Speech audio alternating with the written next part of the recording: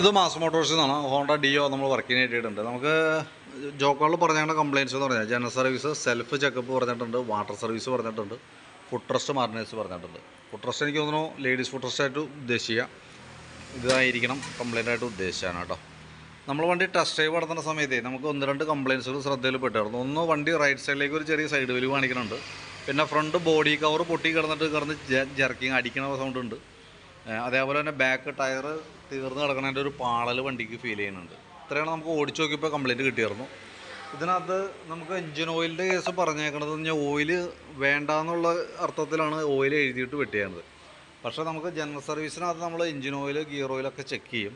അപ്പോൾ അതിനകത്ത് engine oil check ചെയ്യുന്ന സമയത്ത് നമുക്ക് എൻജിനിൽ ഓയിൽ ലെവൽ കണ്ടില്ല, ലെവൽ തീരെ കുറവായിട്ട് കണ്ടേ. അപ്പോൾ ഞാനത് ഊറ്റി നോക്കിയതാണ്, എത്രത്തോളം കുറവുണ്ടെന്ന് അറിയാൻ വേണ്ടി ഊറ്റി നോക്കിയതാണ്. 450 മില്ലി ഓയിലാണ് നിലവിൽ നമ്മുടെ വണ്ടിയിലുള്ളൂ. അതായത് 800 മില്ലി ഓയിൽ വേണ്ട സ്ഥാനത്ത് 450 മില്ലി ഓയിലാണ് നമുക്കുള്ളത്. 350 മില്ലി കുറവായിട്ടാണ് കാണുന്നത്.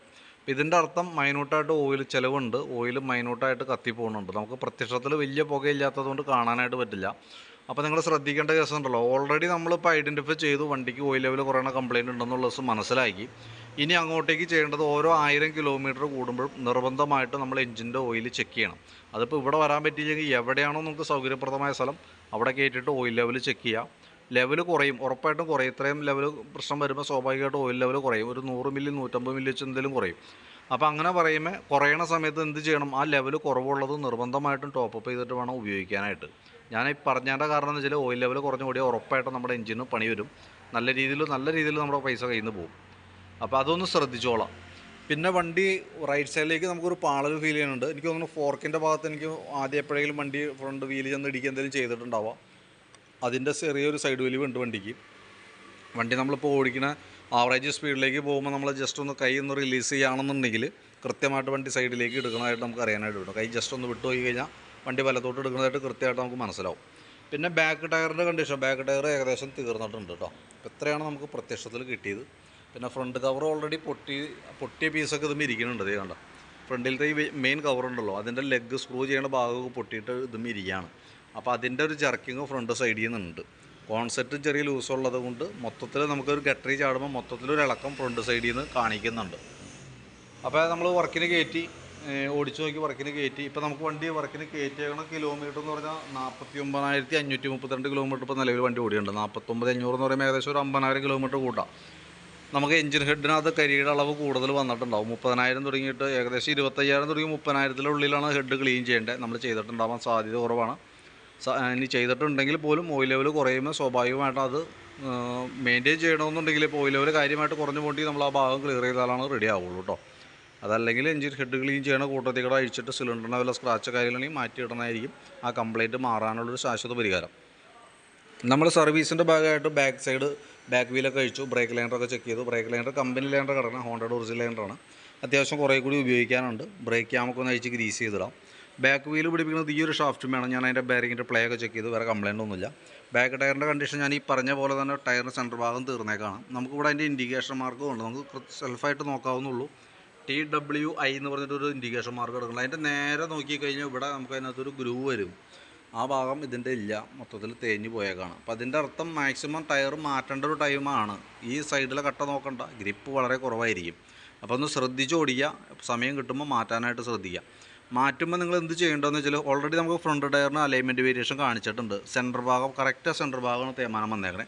അപ്പോൾ അത് അങ്ങനെ തന്നെ ആ 4 നെട്ട് അഴിച്ച് കഴിഞ്ഞാൽ ഇതേപോലെ വരുന്ന 4 നെട്ട് അഴിച്ചാൽ നമുക്ക് ബാക്കിലേക്ക് എടുത്തിടാനായിട്ട് പറ്റും. ഈ ഡിസ്ക് അഴിച്ചിട്ട് അതുമ്പോൾ പുതിയ ടയർ ഇട്ടിട്ട് അത് ഫ്രണ്ടിലേക്ക് ഇടാം. അപ്പോൾ കുറേ കൂടി നമുക്ക് ഓടിക്കാനായിട്ടൊരു സ്മൂത്ത്നെസ് കിട്ടും. ടയർ റൊട്ടേഷൻ ചെയ്യാമെന്ന് തന്നെ പറയാം. അപ്പോൾ റൊട്ടേഷൻ ചെയ്ത് നമുക്ക് ഫ്രണ്ടും ബാക്കും 10 ഇഞ്ചിൻ്റെ സെയിം വീലാണ്. അപ്പോൾ അതുകൊണ്ട് തന്നെ റൊട്ടേഷൻ ചെയ്യാം. പിന്നെ അതിൻ്റെ ഗിയർ ബോക്സിനകത്ത് ഓയിൽ ലെവൽ നമ്മൾ ചെക്ക് ചെയ്തു. നിലവിൽ വേറെ ഓയിൽ ലെവൽ കാണുന്നില്ല, ഓയിൽ നമുക്ക് മാറ്റണം.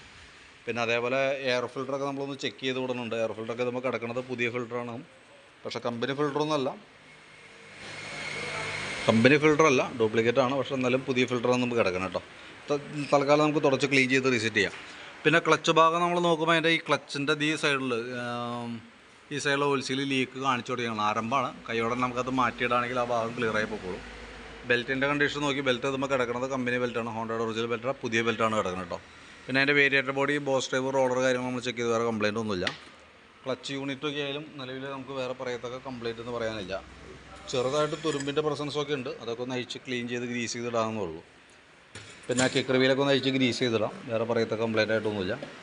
പിന്നെ ഫ്രണ്ടിലേക്ക് വരുമ്പോൾ ഈ ഭാഗത്തേക്ക് വരുമ്പോൾ ഇവിടെ ചെറിയൊരു ഓയിൽ ലീക്കിൻ്റെ ഒരു നനവുണ്ട് ചെറുതായിട്ട്, ആ ഗ്യാസ്കറ്റ് അഴിച്ച് മാറ്റിയിടാം. പക്ഷേ ഈ ഒരു ലെവൽ ഇതും കൊണ്ട് നമുക്ക് ഈ ഒരു ഓയിൽ ലീക്ക് ഉള്ളത് കൊണ്ട് നമുക്ക് അത്ര ലെവൽ കുറയില്ല എന്തെങ്കിലും കേട്ടോ. അപ്പോൾ തൽക്കാലം ഈ ലീക്ക് ഉള്ളത് നമുക്കത് മാറ്റിയിട്ടാൽ റെഡി ആയിക്കോളും.